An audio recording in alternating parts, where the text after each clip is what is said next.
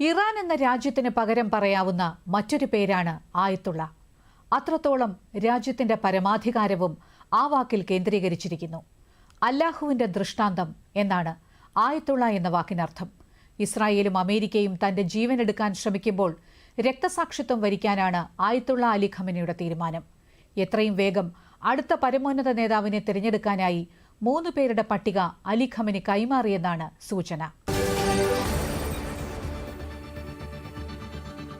Iran പരമോന്നത നേതാവ് ആയത്തുള്ള അലി ഖമനിയുടെ ജീവൻ അപകടത്തിലാണോ?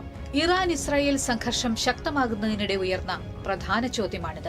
US president Donald ട്രംപിന്റെയും Israel പ്രധാനമന്ത്രി ബെഞ്ചമിൻ നെതന്യാഹുവിന്റെയും മുന്നറിയിപ്പുകൾ അലി ഖമനിയുടെ ജീവന് ഭീഷണി ഉയർത്തുന്നു. ഖമനി അഭയം തേടിയ സ്ഥലം അറിയാമെന്നും തൽക്കാലം ഇല്ലാതെയാക്കാൻ ശ്രമിക്കുന്നില്ലെന്നും ട്രംപ് പറഞ്ഞതിൽ ഇറാന്റെ പരമോന്നത നേതാവിന്റെ ജീവൻ അത്ര സുരക്ഷിതമല്ലെന്ന് വ്യക്തം. അലി ഖമനി വധിക്കപ്പെട്ടാൽ സംഘർഷം അന്ന് അവസാനിക്കുമെന്നാണ് ബെഞ്ചമിൻ നെതന്യാഹുവിന്റെ പ്രതികരണം. ഈ 2 പ്രസ്താവനകളെയും കടത്തിവെട്ടുന്ന പ്രഖ്യാപനമാണ് ഇസ്രായേൽ വിദേശകാര്യമന്ത്രി ഇസ്രായേൽ കാറ്റ്സിന്റേത്.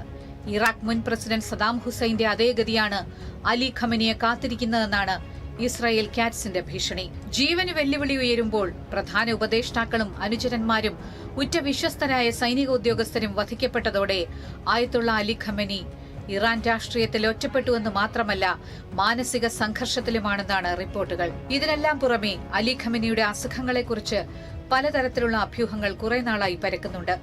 ഇസ്രായേൽ അല്ലെങ്കിൽ അമേരിക്ക തന്നെ വധിക്കാൻ സാധ്യതയുണ്ടെന്നും അങ്ങനെ സംഭവിച്ചാൽ രക്തസാക്ഷിത്വം വരിക്കാൻ ഖമനി തയ്യാറാകുന്നുവെന്നാണ് മാധ്യമ റിപ്പോർട്ട്. ഈ സാഹചര്യത്തിലാണ് 86-കാരനായ ആയത്തുള്ള അലി ഖമനിയുടെ പിൻഗാമി ആരെന്ന ചോദ്യം വീണ്ടും സജീവമാകുന്നത്.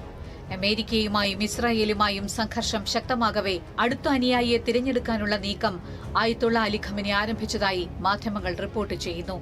ഇസ്രായേൽ വ്യോമാക്രമണത്തിൽ കൊല്ലപ്പെട്ട ഉന്നത സൈനിക ഉദ്യോഗസ്ഥർക്ക് പകരം പുതിയ നിയമനങ്ങൾക്കും അലി ഖമനി നിർദ്ദേശം നൽകിയെന്നാണ് ന്യൂയോർക്ക് ടൈംസിന്റെ റിപ്പോർട്ടിൽ പറയുന്നത്. അടുത്ത ആയത്തുള്ള സ്ഥാനത്തേക്ക് 3 പേരുടെ പട്ടിക ഖമനി പരമോന്നത നേതാവിനെ തിരഞ്ഞെടുക്കുന്ന അസംബ്ലി ഓഫ് എക്സ്പേർട്സിന് കൈമാറിയെന്നും വാർത്തയിൽ പറയുന്നുണ്ട്.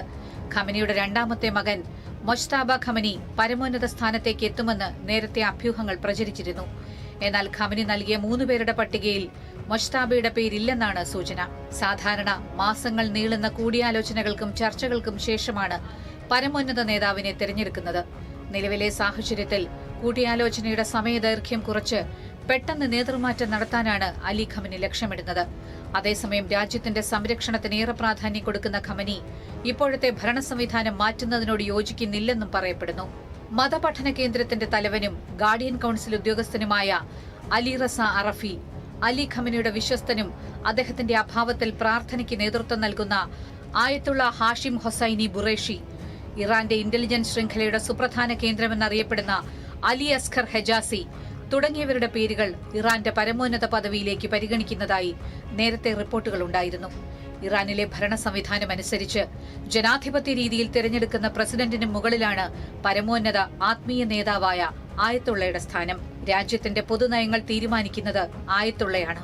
യുദ്ധപ്രഖ്യാപനത്തിനുള്ള അധികാരവും ആഭ്യന്തര വിദേശ നയങ്ങളിൽ അവസാന വാക്കും പരമോന്നത നേതാവിന്റേതാണ്. ഇറാന്റെ സൈനിക വിഭാഗമായ റവല്യൂഷണറി ഗാർഡ് കോർപ്സ് ഉൾപ്പെടെയുള്ള സായുധ സേനയുടെ കമാൻഡർ ഇൻ ചീഫായ പരമോന്നത നേതാവിന്റെ കീഴിൽ തന്നെയാണ് ഔദ്യോഗിക വാർത്താ മാധ്യമങ്ങളും.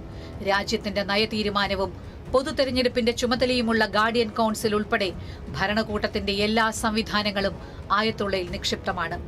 സ്ഥാനാർത്ഥികളെ പൊതുസ്ഥാനങ്ങളിലേക്ക് മത്സരിക്കാൻ യോഗ്യരാണെന്ന് നിർണയിക്കുന്നതും സുപ്രീം കോടതി ജഡ്ജിമാരെ നിയമിക്കുന്നതിലും അവസാന വാക്ക് ആയത്തുള്ളയാണ്. മുതിർന്ന മതപണ്ഡിതന്മാരുടെ 88-അംഗ അസംബ്ലി ഓഫ് എക്സ്പേർട്സ് ആണ് പരമോന്നത നേതാവിനെ തെരഞ്ഞെടുക്കുന്നത്. അങ്ങനെ തെരഞ്ഞെടുക്കപ്പെടുന്ന ആളിനെ ഗാർഡിയൻ കൌൺസിൽ എന്നറിയപ്പെടുന്ന 12-അംഗ സമിതി അംഗീകരിക്കുകയും വേണം.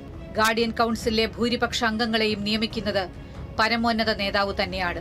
1979-ലെ ഇസ്ലാമിക വിപ്ലവത്തിന് ശേഷമാണ് ഇറാനിൽ പരമോന്നത നേതാവ് എന്ന പദവി ഭരണഘടനയുടെ ഭാഗമാകുന്നത്. ഇസ്ലാമിക് റിപ്പബ്ലിക് സ്ഥാപിച്ച ശേഷം അധികാരമേറ്റെടുത്ത റൂഹുള്ള ഖമനിയായിരുന്നു ആദ്യത്തെ പരമോന്നത നേതാവ്. ഇസ്ലാമിക വിപ്ലവത്തിൽ റൂഹുള്ള ഖമനിക്കൊപ്പം നേതൃസ്ഥാനത്തുണ്ടായിരുന്ന നേതാവായിരുന്നു അലി ഖമനി. 1981 മുതൽ 1989 വരെ ഇറാന്റെ 3ാമത്തെ പ്രസിഡന്റുമായിരുന്നു അദ്ദേഹം. 1989-ൽ റൂഹുള്ള ഖമനിയുടെ മരണത്തെ തുടർന്ന് പ്രസിഡന്റ് പദവി ഉപേക്ഷിച്ച് അലി ഖമനി പരമോന്നത പദവിയായ ആയത്തുള്ള സ്ഥാനം ഏറ്റെടുത്തു. 36 വർഷമായി അലി ഖമനിയാണ് ഇറാന്റെ പരമോന്നത നേതാവ്. പരമോന്നത പദവിയിലേക്ക് ആര് തെരഞ്ഞെടുക്കപ്പെട്ടാലും സ്വന്തം മരണത്തിന്റെ മുഖത്ത് ചവിട്ടി നിന്ന് രാജ്യത്തെ പ്രതിരോധിക്കുന്ന ആയത്തുള്ള അലി ഖമനിക്കൊപ്പമാകില്ല എന്ന വികാരവും ഇറാനിൽ ശക്തമാണ്.